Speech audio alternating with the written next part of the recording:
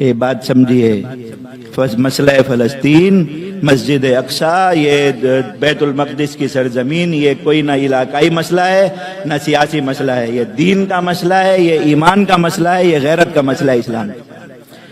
اس میں جو لوگ جس درجے کی قربانی دے رہے ہیں وہ اس وقت اس امت میں سب سے افضل ترین لوگ ہیں، یاد رکھیں، سب سے بہترین لوگ ہیں اس امت کے۔ اور یہ بات میں اپنی طرف سے نہیں کہہ رہا، اللہ کے نبی صلی اللہ علیہ وسلم نے فرمایا کہ میری امت کی سب سے بہترین جماعت اور میری امت کے سب سے منتخب ترین وہ لوگ ہوں گے جو بیت المقدس کے ارد گرد جہاد میں مصروف ہوں گے۔ یہ اللہ کے نبی صلی اللہ علیہ وسلم ان کے لیے بشارت دے کر گئے،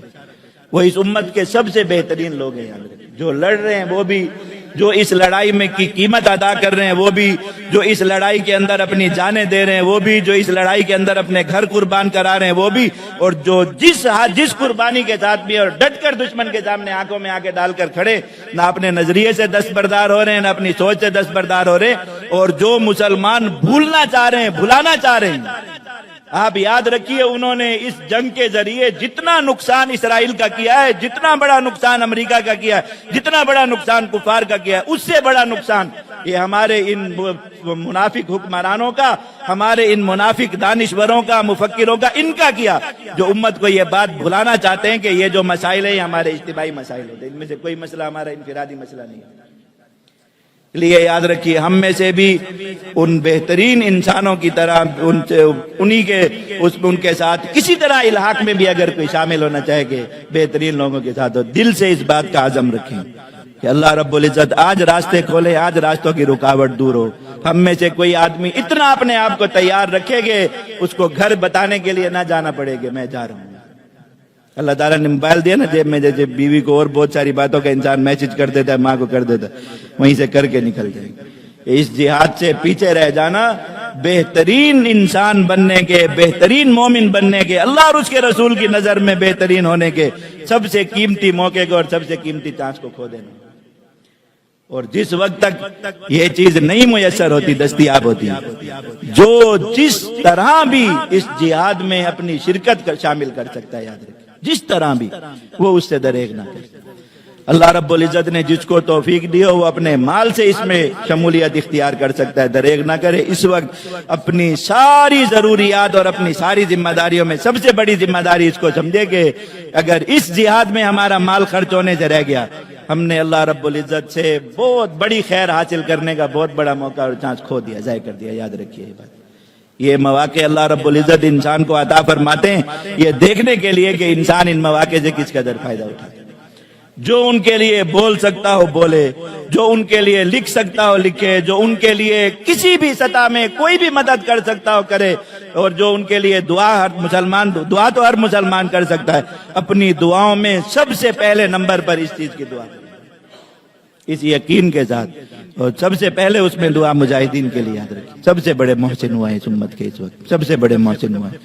انہوں نے مسلمانوں کو یاد دلایا کہ مسلمانوں، دنیا میں مسجد اقصی بھی ہے، ہمارے نبی صلی اللہ علیہ وسلم یہاں سے تشریف لے گئے تھے، یہ وہ مسئلہ ہے جو ہمارے ایمان کا مسئلہ ہے، یہ وہ مسئلہ ہے جو ہمارے دین کا مسئلہ ہے، یہ وہ مسئلہ ہے جو حضرات صحابہ کرام کی فکر تھی، یہ وہ مسئلہ ہے جو بعد میں امت کے فاتحین کی فکر رہی، یہ وہ مسئلہ ہے جس کی خاطر عثمانیوں نے اپنی سلطنت تک قربان کرائی، پوری دنیا کو اپنے خلاف جو کھڑا کیا، اور یہ سلطنت عثمانیہ، خلافت عثمانیہ جو ختم ہوئی، سب سے بڑی وجہ جو اس کی بنی، انہوں نے یہ فلسطین کی سرزمین یہود کو دینے سے انکار کیا۔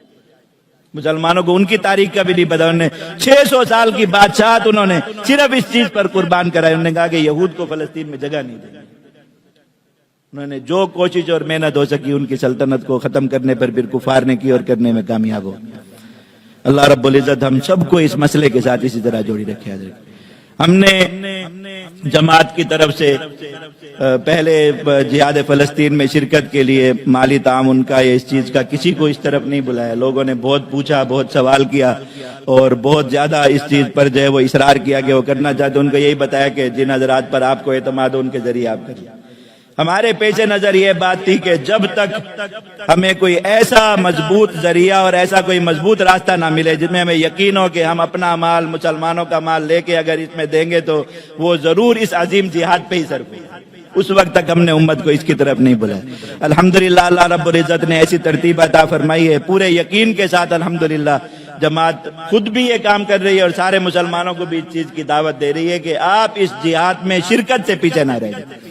اور اللہ تعالیٰ نے قرآن مجید میں جہاد میں شرکت کے 2 طریقے بتائے، جاہدوا باموالکم وانفسکم، جو آدمی جان دینے کے لیے جا سکے کسی جہاد میں دریغ نہ کرے، جائے یہ جہاد کا سب سے اعلیٰ، سب سے اونچا، سب سے عرفہ درجہ ہے، اور جو یہ نہ کر سکے پھر وہ جہاد مال سے جہاد میں شرکت کر لے۔ من جہز غازیا فی سبیل اللہ فقد غزا، جس نے اللہ کے راستے کے مجاہد کو سامان جہاد فراہم کیا اس نے بھی جہاد میں شرکت کی۔ جو مسلمان جس میدان میں بھی تعاون کر رہے ہیں غزہ کے مظلوم مسلمانوں کے ساتھ، وہاں پہ ہونے والے شہداء کے گھرانوں کے ساتھ، زخمیوں کے ساتھ، علاج معالجے کی مد میں، سب مبارک ہیں، سب کا یہ کام محنت اللہ رب العزت کے ہاں بہت بڑی قیمت والی ہے، لیکن بہرحال جہاد پر مال خرچ کرنے کا اجر و ثواب ہمیشہ اپنی جگہ پر سب سے اوپر اور بلند رہتا ہے۔ الحمدللہ آپ اس یقین کے ساتھ اس جہاد میں اپنے اموال صرف کیجئے کہ یہ ان اللہ کے دشمن یہودیوں کو، جنہیں قرآن مجید میں اللہ تعالیٰ نے کفار میں سب سے زیادہ مبغوض قوم قرار دیا،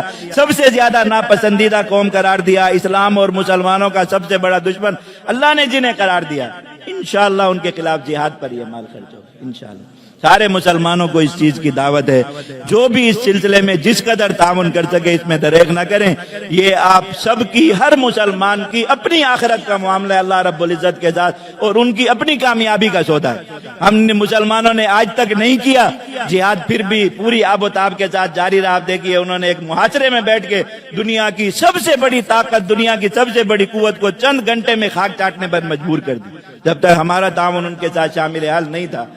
اب بھی آگے بھی وہ انشاءاللہ یہ سب کچھ کرتے رہیں گے، اگر اس میں ہمارا بھی کچھ حصہ شامل ہوگا تو انشاءاللہ یہ ہمارے لیے اپنی آخرت کی بہت بڑی خیر اور اللہ رب العزت کے ہاں بہت بڑی کامیابی کا ذریعہ بنے گا۔ اللہ تعالی ہم سب کو توفیق عطا فرمائے۔ تو آخری بات جو آپ سب حضرات سے منت اور درخواست کے ساتھ ہے کہ یہ جتنا بھی ارد گرد فلسطین کے مجاہدین کے بارے میں منفی پروپیگنڈا پھیلایا جا رہا ہے، کم از کم اپنے ایمان کی حفاظت کے لیے یاد رکھیں۔ میں نے آپ کو بتایا کہ اس وقت وہ روئے زمین کے سب سے مقدس، سب سے اونچے، سب سے اعلیٰ، اللہ کے سب سے مقرب لوگ ہیں، اللہ کے نبی صلی اللہ علیہ وسلم، ان کے بارے میں بدگمانی ذہن میں لانا، ان کے بارے میں بدگمانی زبان پہ لانا، ان کے بارے میں کوئی ایسا کلمہ رکھنا، ہمیں اللہ رب العزت کے ہاں کس قدر گرا دے گا اس کا ہم تصور نہیں کر سکتے۔ نبی کریم صلی اللہ علیہ وسلم نے فرمایا کہ ایک مسلمان اپنی زبان سے ایک بات بہت ہلکی سمجھ کے نکالتا ہے اور اس کو اس چیز کا بالکل اندازہ نہیں ہوتا کہ اس نے کوئی بہت بڑی بات کی، اور میں کہ اس بات کی وجہ سے اتنا گرتا ہے کہ 70 سال جہنم میں نیچے گہرائی کی طرف گرتا رہے گا، اس بات کا عذاب اور اس کی سزا پوری نہیں ہوگی۔